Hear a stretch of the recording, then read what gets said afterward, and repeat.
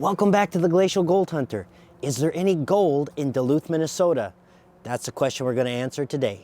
Now, if you look at maps of Duluth, you'll see it's a long city that runs along Lake Superior. So I figure we'll start at one end and just go down to the other.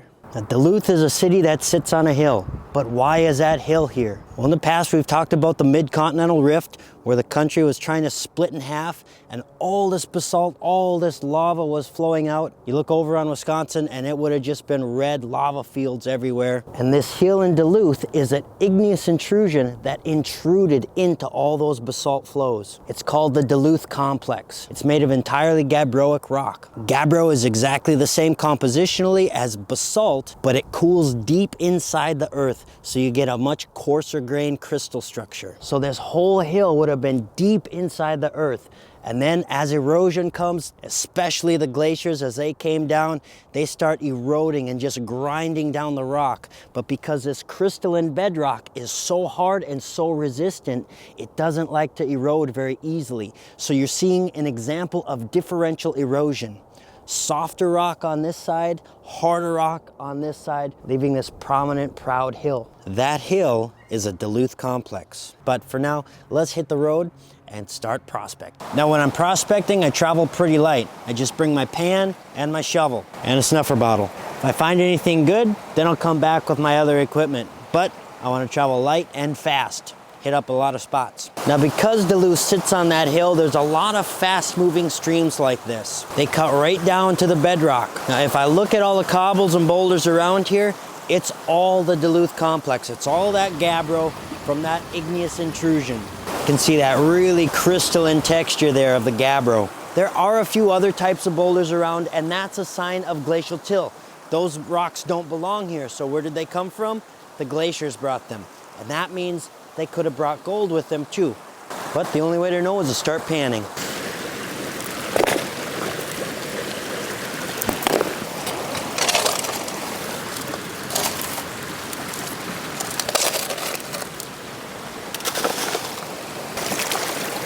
Make sure I wash my pan so I'm not contaminating anything.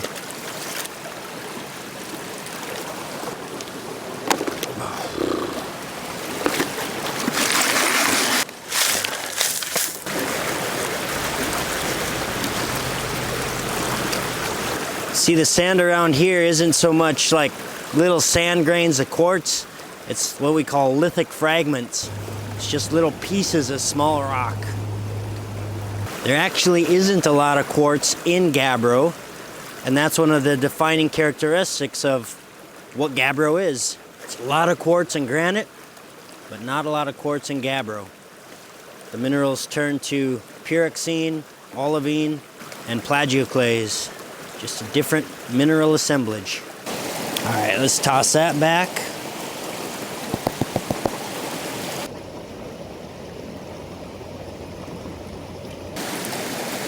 There's a lot of sparkly rocks, but no gold.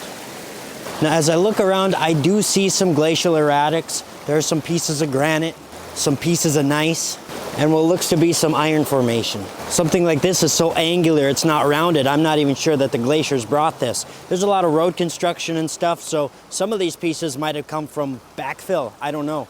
But when looking for glacial gold, I want to see a lot of glacial deposits. Now, you can see this is all bedrock, and that's always been said to be a great place to find gold. The gold sits on the bedrock, it can't go any deeper, and it gets stuck in the crevices. But remember, the source of our gold is the glaciers.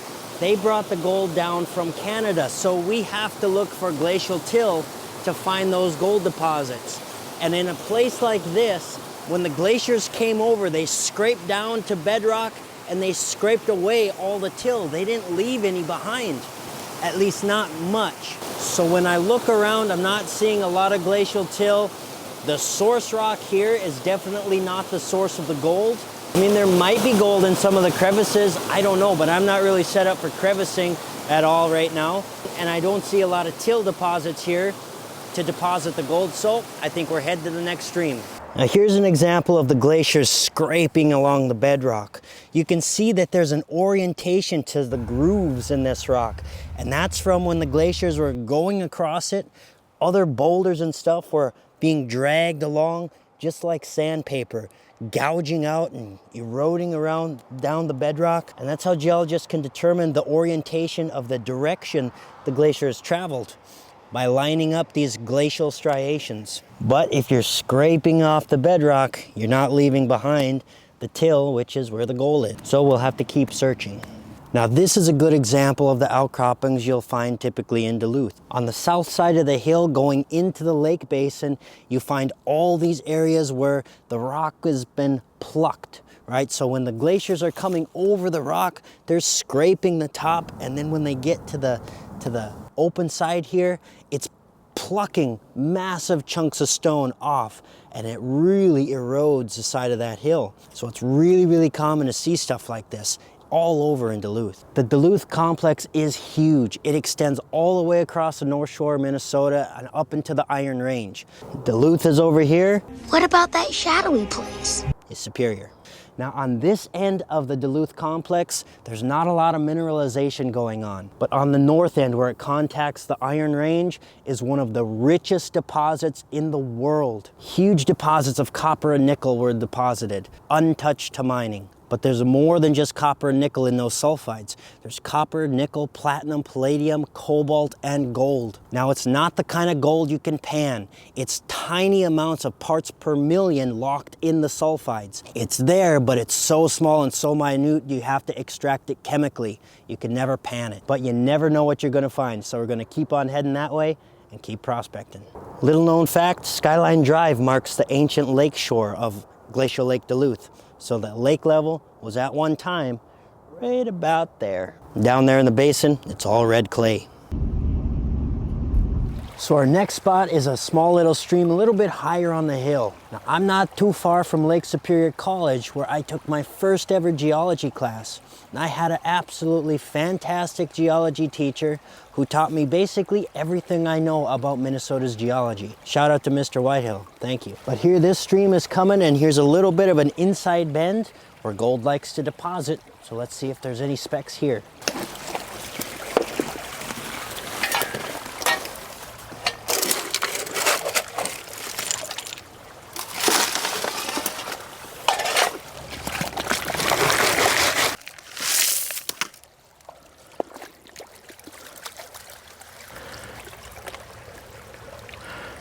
All right, we'll toss that back.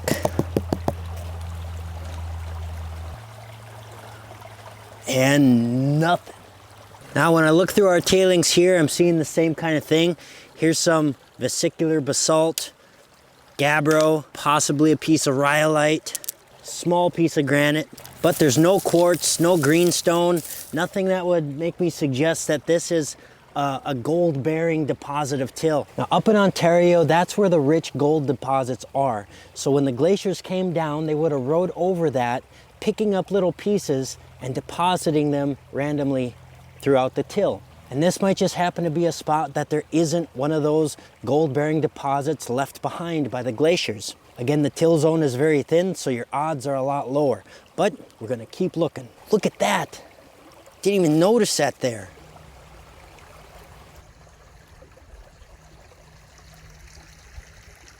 I'm pretty sure it's a Pleistocene platypus femur. Yeah, that's not a thing.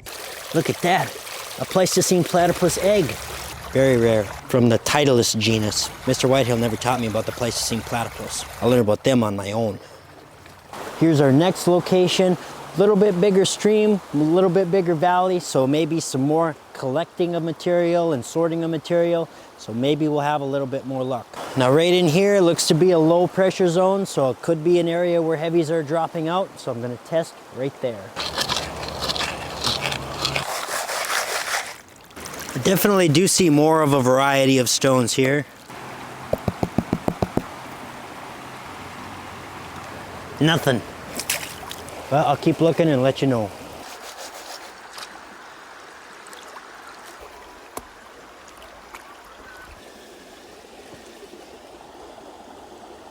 Nothing. Well, I've hunted all around here and I can't find any specks. Maybe there are, but I can't find them. So I'm gonna head to the next spot. So our next spot, we're higher yet on the Duluth Hill, and you can see the till is a lot thicker here.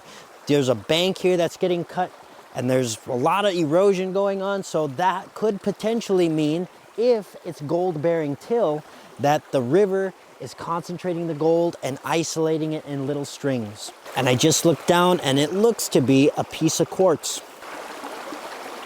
At least it's very quartz rich. It might be a pegmatite, but there might be gold here, so let's do some testing. So another little inside bend right here, so we'll give that a try.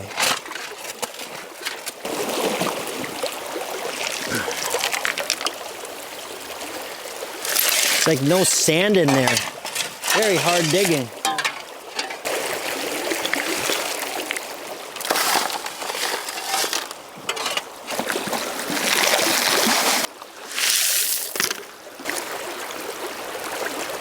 Boy, this is dirty.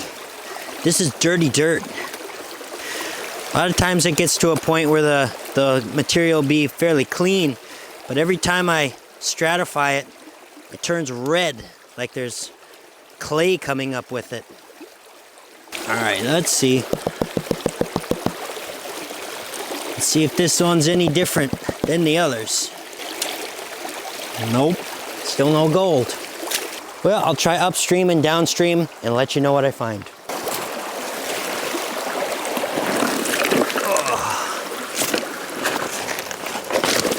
Oh, I'm so strong.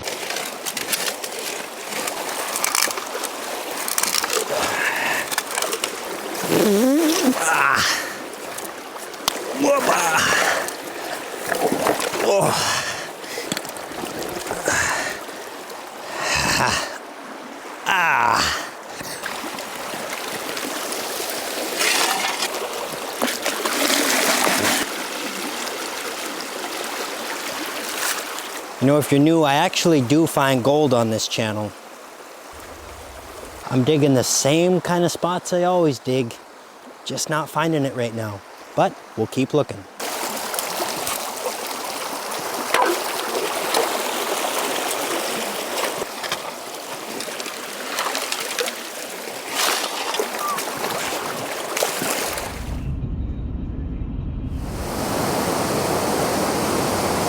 Now this bedrock is not gabbroic, so that we are no longer in the Duluth complex. This would be the North Shore volcanic group. So somewhere along the line we drove past the igneous intrusion and now we're on the basalt lava flows. Right here is a little gravel bar on top of bedrock, so I'll give us a few scoops here.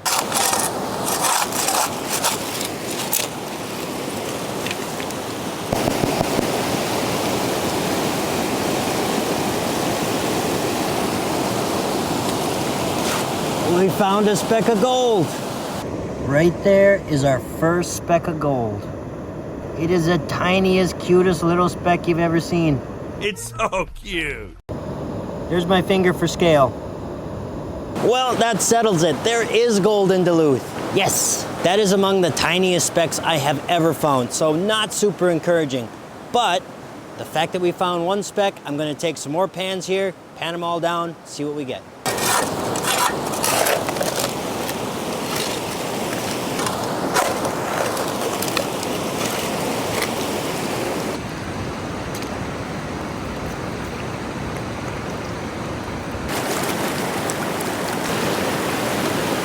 All right, so I panned several pans down back to back, scraping the bedrock, digging in and under crevices, breaking pieces off.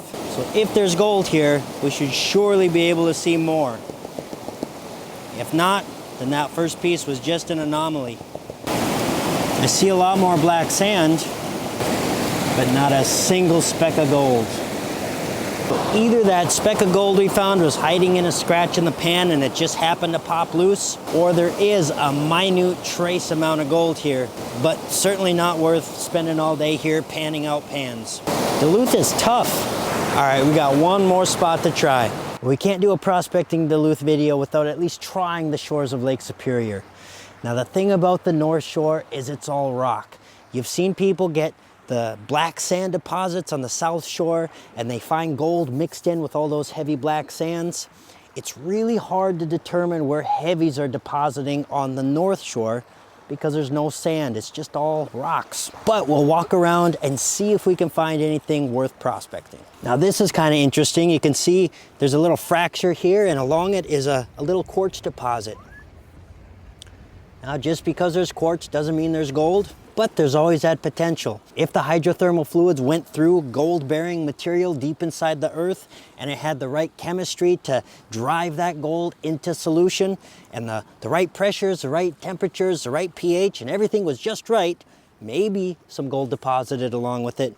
But in a vein this small, I'm guessing not, but I don't know. I'm not gonna test it, I'm just gonna look at it though. See, there's some quartz-filled fractures here too, so there was probably some movement along with this to break up that rock. You can see along where the veining is, then it's all fractured. So this is definitely a spot where there was a little bit of movement here. There's little boreholes here, little test cores people have taken. And there's a number of reasons why somebody would take those. One really cool reason is if they have it oriented, they can measure the declination of the magnetic field. So you can determine where the continent was relative to the Earth by the declination or the inclination of the magnetic field, because there's all these little iron-bearing minerals in there, and those iron particles are like little compasses that point in specific direction. And then when that solidifies and crystallizes into a mineral, it's locked in place. So they can measure magnetic reversals, where the North Pole was actually in the south and the South Pole was in the north. They can measure how the continents drift over the surface of the Earth, because you know at the equator, the magnetic lines are kind of parallel, and on the North Pole, they'd be pointing down. Well, you can measure where they are by taking little core holes like that. Super cool work scientists do. Howdy. Big fan of yours. Oh, really? How's it going? Glacial goal hunter, Ohio Losers. Always fun to bump into a fan. Still kind of weird that I bump into fans though. Here's another cool feature that you'll see all over the North Shore is these fractures. Now they don't look like much, they're just cracks in the rock. But books are just ink on pages too. And when you learn to read, you can read the story of the Earth. When you look at these fractures, most of them are in the same orientation. And scientists will come out here and they'll measure all the angles, and they'll just get a big catalog of all the fractures that they find. And what that tells them is the directional forces of the stress that was happening during the tectonic compression or extension. Now in this case, I believe it would indicate that the tectonic forces were going in this direction. So this is a compressional fracture. This would be the extensional force. So you can map out the history of the tectonic stresses by reading the fracture planes in the rock. So cool. So here's an area where there's at least some smaller material gathering, and maybe there's some flour gold that's underneath all this. So probably not, but we'll see.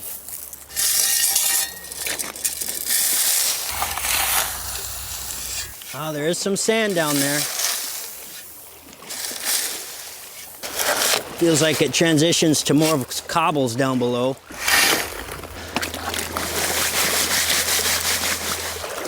Ooh, panning in the lake's a little tricky sometimes. It's always interesting how all the big material strips away and you're just left with this fine, dense material at the bottom. Maybe there's some fine, dense gold. I don't see any. Check the corners. Nope, nothing. It's amazing how this North Shore water is just so crystal clear. Right off that way on the South Shore, it's mud red. Well, here's the closest thing to black sand I can find. Just a bunch of dense lithic fragments, but let's test it.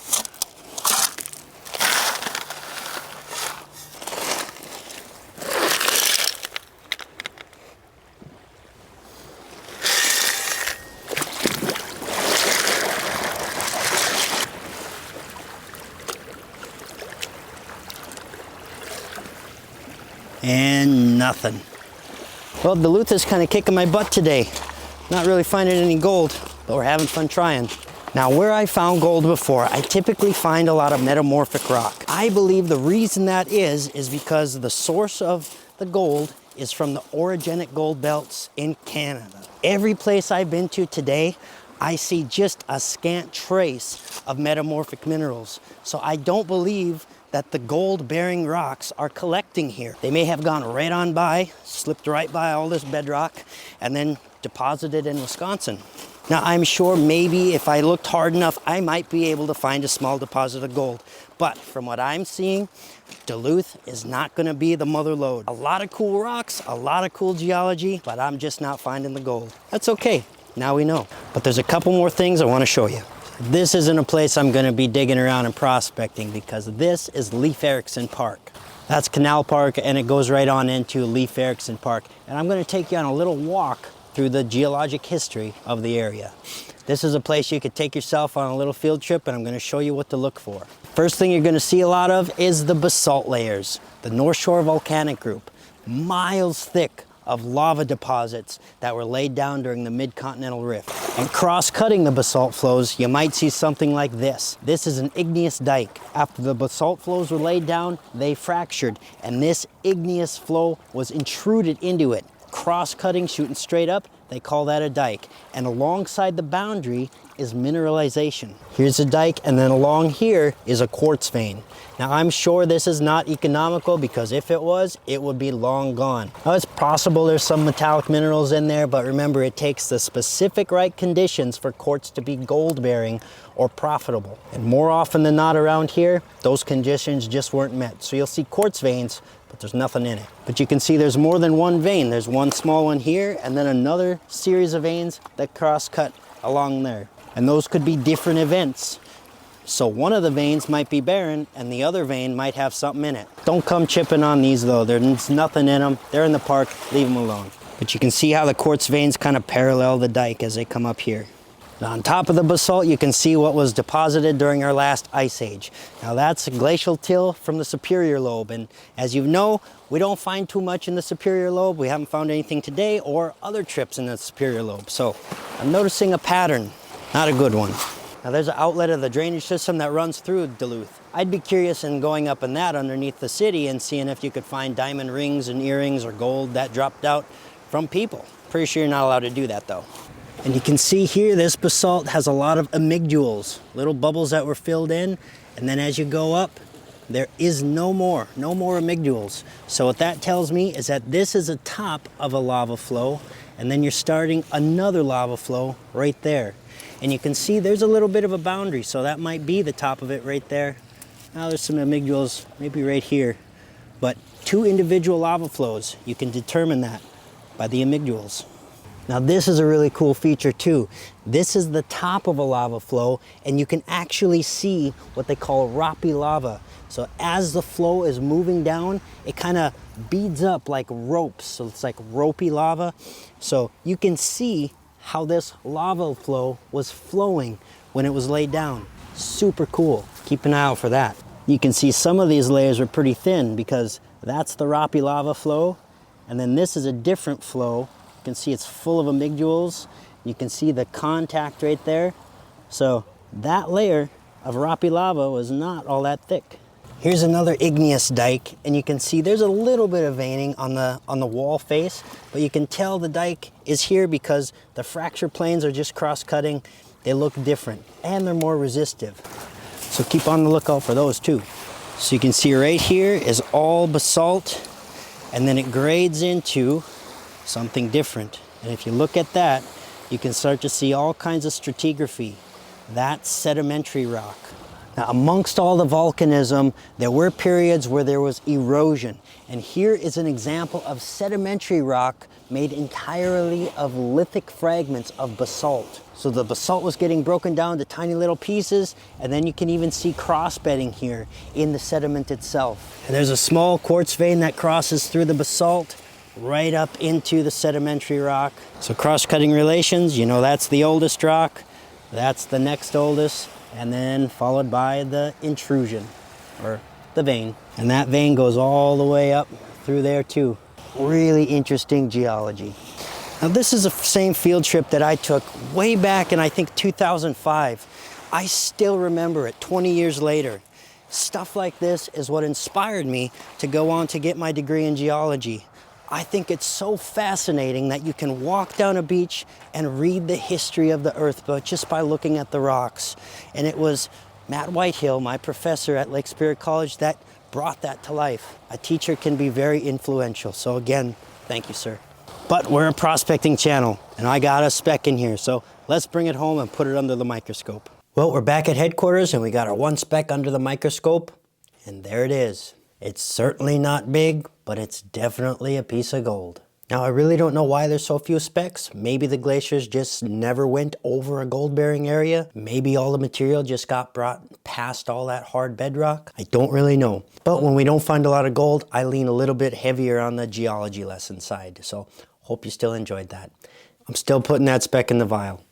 Thank you guys for watching. Come on back for the next one. Bye-bye.